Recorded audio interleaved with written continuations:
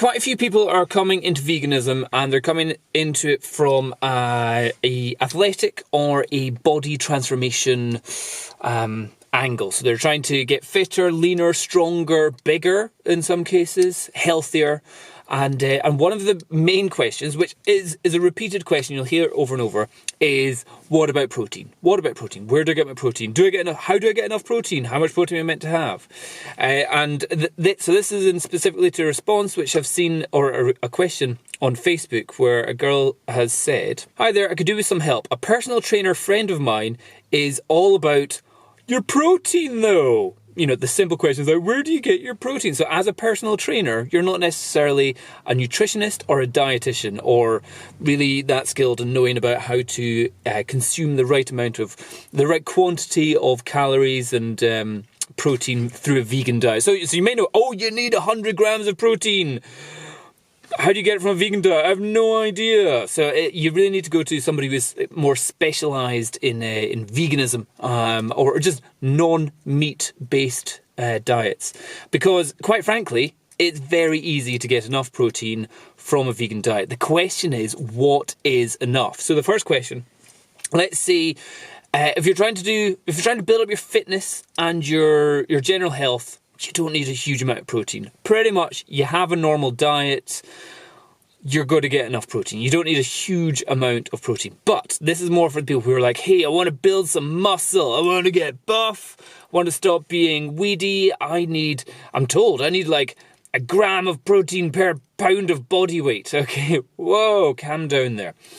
There's several maths figures for calculating how much protein you should consume each day.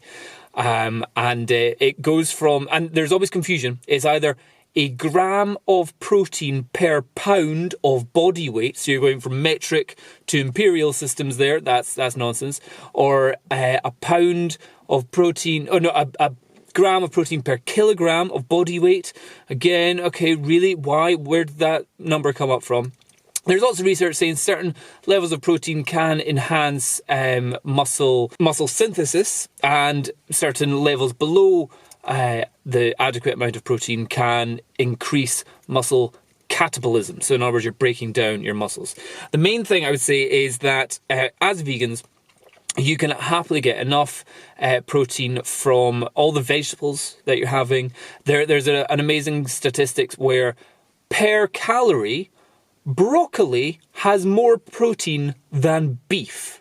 So you're like, what the hell? But the fact is, it's down to per calorie. Now, our diets are advised, like the daily guidelines of how much you're meant to eat is not based on the weight or the quantity of the mass of food you're meant to have, but about the amount of calories, the amount of protein, the amount of carbs, and the amount of fat.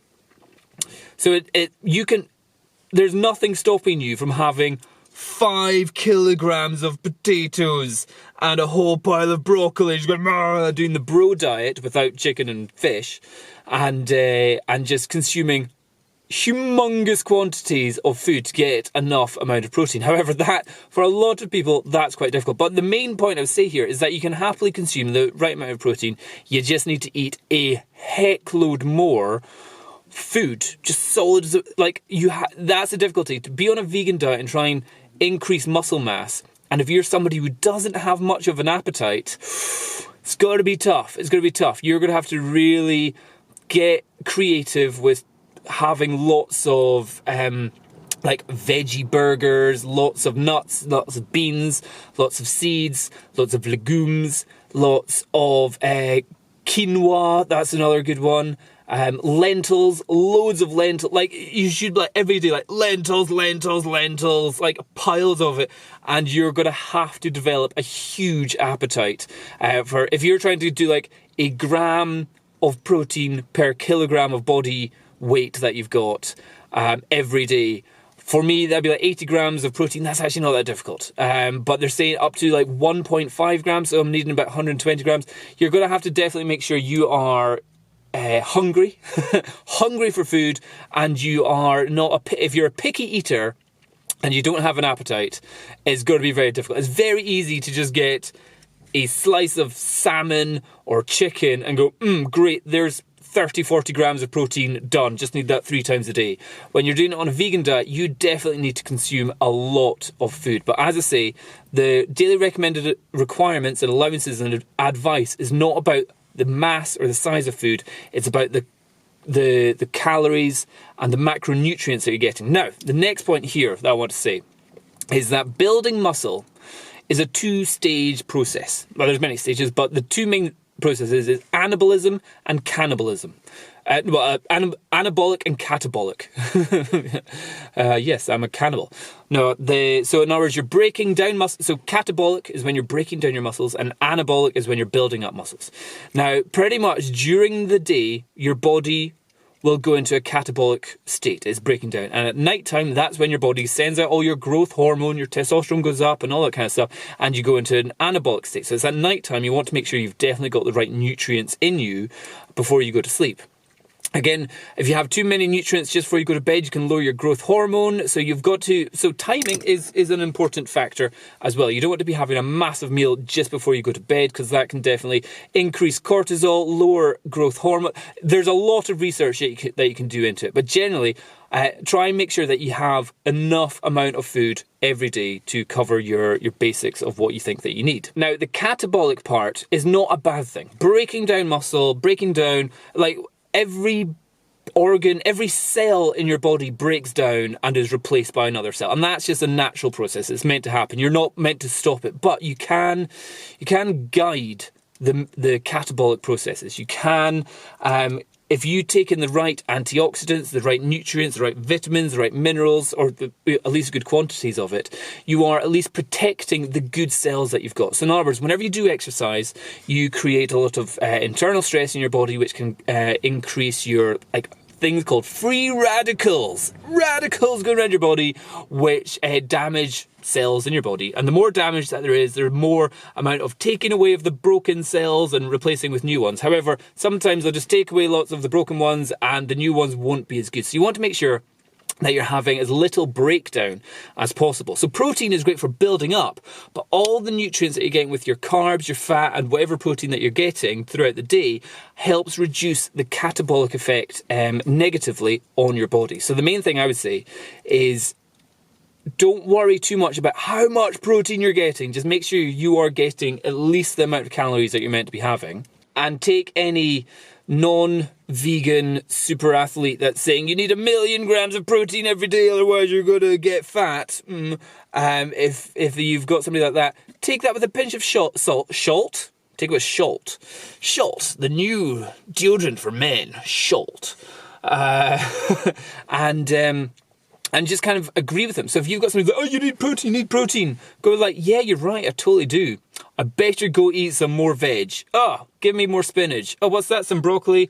And even if you're not into broccoli, just let's say you like soup and you need to get a lot more protein, just chop all the little heads off the broccoli and blend it up, stick it in a soup, have piles of it. So that is the only difficulty, is if you don't have an appetite, you're going to really struggle getting enough calories in you if you're doing heavy weights, heavy exercise. But making sure you get enough carbs, good fats, and making sure that you're not going to sleep in a catabolic state is probably more. So it's for example, the way to describe it is like ice ages. Okay, go with me on this one. Glaciers. Everyone thinks it's all about how cold the winter is, how big the glacier gets, but it's actually about how short the summer is. Okay, so if we think about that as a human body is a glacier, and we think at wintertime that's when it's cold and you get a bigger glacier. So we think as a human, we think that's, hey, we're getting anabolic, but it's actually the catabolic. So when it's hot in winter, the smaller the catabolic time that you've got, the more benefit that you get for your muscle growth, your muscle development, your muscle repair. So the more often you can do exercises afterwards. Certainly for myself, when I was doing weight training, the more veg that you ate generally meant the quicker you were able to recover from an exercise and be able to do it again. So in other words, like pretty much every time you do an exercise, you get DOMS, delayed onset of muscle soreness. The more often you do it, the less likely you get it and the less severe it is. However, if you have DOMS and then you have a monumental amount of potatoes and spinach and broccoli and vegan mayonnaise and ketchup, that's what I love, and peppers and spices and flaxseed all over it, ground up flaxseed. You're having a mountain of antioxidants, omega-3 fatty acids, huge amounts of like healthy carbs, vitamins, minerals, all that good stuff just getting pumped into you straight away, compared to going, just going to have a meaty burger, which is just fat and some animal protein. I'm not saying one is better. No, I am. I'm fully saying having a mountain of veg is far better than a fatty burger. So if you have somebody saying you need protein, totally agree with them. You're right, I do. And you need to just eat a crap load more food. So that'd be my advice. And there's lots of foods, pretty much all your fruits, even fruits have protein. Tiny amounts though. But generally you want to, like your leafy greens, but like literally you are buying mountains of it, like piling up to the point where my wife looks at me and just goes, Dom, you're going to be sick if you eat that amount. You go, yeah, but I've done it on MyFitnessPal. It only comes up to about 700 calories, even though it's like a mountain like that, and it takes me about an hour and a half to get through it all. Sometimes I need to take it back to the microwave, heat it up again mid-eat because it's a mountain. But if you don't have an appetite, you may want to do some supplements. Supplement-wise, you can get, there's like pea protein isolate or something like that. There's hemp protein. There is fermented branched chain amino acids that you can get as well.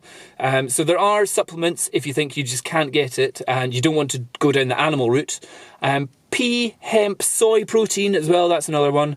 I don't quite know the difference whether it's isolate or concentrate or whether it's some special types of protein, but generally I think the whey isolate protein massively increases your IGF-1, your insulin-like growth factor 1, which is the one which is great for building bones, but also enhancing cancers. That is generally not found in the plant proteins. So your IGF-1 doesn't go up, but your IGF, the normal insulin-like growth factor, because there's different ones. There's growth factor and growth factor 1 and 2 as well. And they all have different effects. Is very beneficial from a vegan diet. So that's my advice. Hope that helps. Cheers. Bye-bye.